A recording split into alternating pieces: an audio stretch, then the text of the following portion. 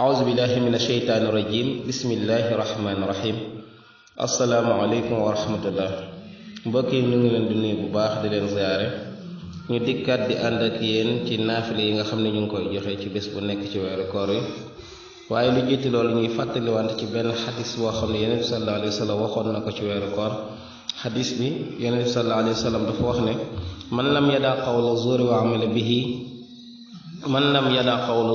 amala bihi والجهل فليس لله حاجة في أن يدع طعامه وشرابه رواه البخاري وأبو داود neena képp koo xam ne da ngay woor te mënoo bàyyi wax ju ñaaw mënoo bàyyi jëfi ñu sib mënoo bàyyi jëf ju ñaaw mënoo bàyyi jëfi jaahiliya yi gaa yi réer nee na yàlla soxlawu dara ci nga bàyyi sa lekk gi wala nga bàyyi sa naan gi yàlla daal li mu soxla mooy koo xam ne saa yu wooree lépp loo xam ne sàmmloo nañ ko ci juróom-ñaari cëram mu sàmm ko naafila tey bi ñeenti ràkk la rakka bu ci nekk danga ciy tari fatiha ak qul yaa ayyuhal kaafiruuna ñeenti yoon wax nañ ne soo ko defee mel nga ni ku am danga am taay jaamu yàlla tiyaabay ku jaamu yàlla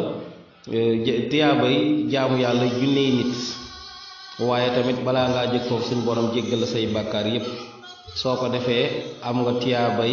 junney nit yu doon jaamu yàlla te yàlla nangu seen jaamu waaye balaa ngaa jóg foofu yàlla sépp bépp bàkkaar boo mos a am yàlla nañu yàlla nangul te defal na ko